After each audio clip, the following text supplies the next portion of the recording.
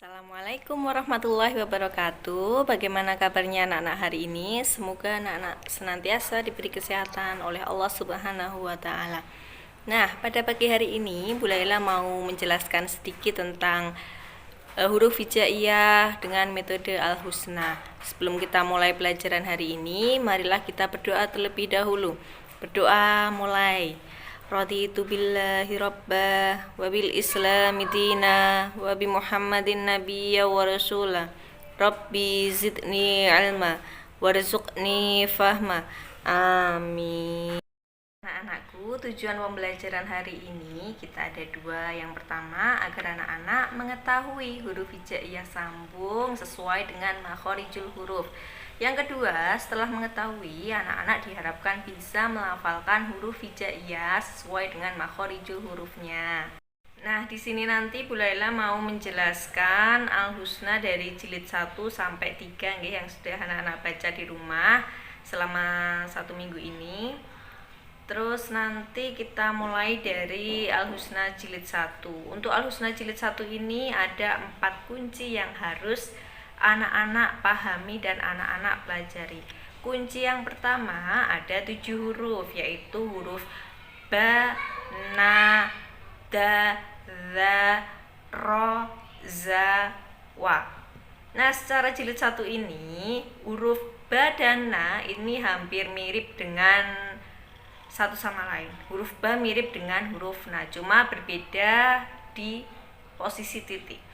Huruf ba titiknya ada di bawah, sedangkan huruf na titik ada di atas. Kemudian huruf da dan za ini juga hampir mirip bentuknya, tapi beda pelafalan, beda juga titiknya. Kalau huruf da itu tidak ada titik dan huruf za itu ada titik satu di atas. Kemudian huruf ro, za, wa ini hampir mirip. Oke, untuk huruf ro ini kosong, tidak ada titiknya. Huruf za ini ada satu titik di atas. Kemudian huruf wa ini juga ada lingkaran sebagai kepala di atas.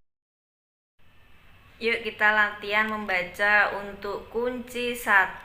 Silahkan anak-anak lihat itu huruf yang ada di posisi paling kanan atas. Nah, di situ ada huruf yang berbunyi da, na, ro. Kita lihat nih, huruf da dan huruf na itu huruf na hampir mirip seperti huruf za. Tapi kok dibaca na, Bu? Nggih, kalau huruf za itu tidak bisa disambung dengan huruf berikutnya. Kalau huruf na itu bisa disambung dengan huruf berikutnya. Jadi itu dibaca na. Da, na, ro. Kemudian untuk kunci kedua jilid 1 ini juga ada 7 huruf, yaitu ja, ha, kho, ha, ma, la, ka. Nah, ja, ha, kho ini hampir mirip bentuknya, baik bentuk huruf pisah ataupun huruf sambung. Huruf ja itu ada titik 1 di tengah. Huruf H, huruf tanpa titik, nggih. Kalau huruf kho itu ada titik 1 di atas. Kemudian untuk huruf H ini hampir mirip pelafalan dengan huruf H. Kemudian huruf selanjutnya ada huruf ma, la, ka. Kemudian latihan untuk kunci kedua, silahkan anak-anak lihat posisi kanan yang baris kedua. Di situ ada huruf yang dibaca jabala. Nah, untuk huruf ja ini hampir sama dengan ha dan kho. Kalau ha dan kho itu juga kalau sambung seperti itu, tapi kita lihat dulu titiknya posisi di mana. Oh, itu di bawah, Bu, maka itu dibaca ja. Kalau di atas maka dibaca apa, anak-anak? Benar, dibaca kho. Nah, kalau tidak ada titik itu dibaca ha. Berhubung itu titik di bawah, maka kita baca ja. Ja, ba, la. Begitu nggih? Untuk kunci ketiga ini juga ada 3 huruf, yaitu huruf alif, ain, ghain, fa, qaf, ta, ya. Huruf a dan ain ini hampir sama, a dan a. Tapi kalau tidak hati-hati biasanya anak-anak disamakan membacanya. Huruf ain juga dibaca a. Padahal huruf ain ini harusnya lebih ditekankan di tenggorokan. A. Nggih. Terus huruf ain dan huruf gha ini hampir mirip bentuknya.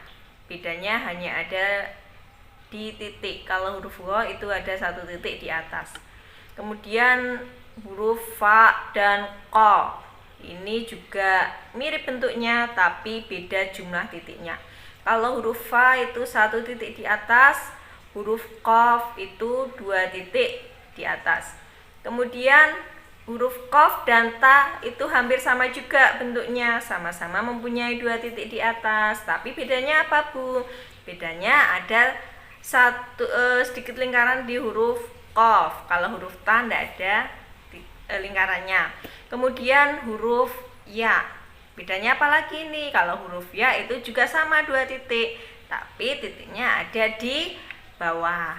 Untuk kunci ketiga, silahkan anak-anak lihat lagi posisi kanan atas. Nah, di situ ada huruf dibaca da, ro, ta. Da-nya dibaca da jelas karena tidak ada titik. Da, ro, kok ro, Bu? Nggih, karena itu ada 1 titik di atas, maka dibaca ro. Da, ro, ta.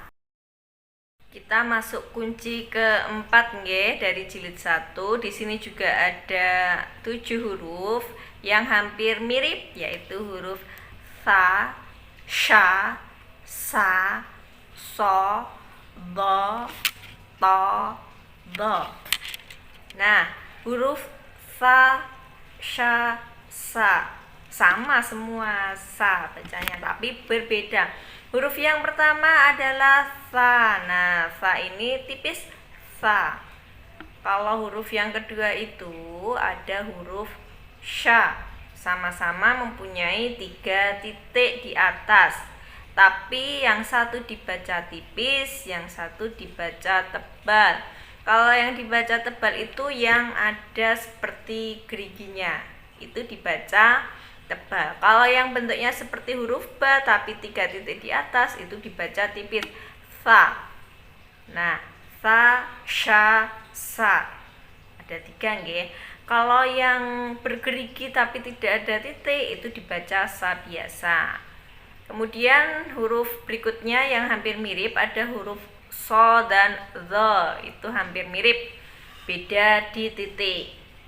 Oke, kalau huruf so tidak ada titik, huruf do itu ada titik 1 di atas. Kemudian huruf berikutnya ada huruf to dan do. Itu juga berbeda di titik. Yang satu ada titik, yang satu tidak ada. Yang tidak ada dibaca to, yang ada dibaca do. Latihan kunci keempat, silahkan anak-anak lihat baris yang atas, posisi tengah. Itu ada bacaan, dibaca apa anak-anak? Oke, benar sekali. La, ro, to. Oke. La, ro, to. Loh, itu kok dibaca to, Bu? Oke, karena tidak ada apa? Benar, tidak ada titik 1 di atas. Makanya itu dibaca to dan bisa disambung dengan huruf sebelumnya.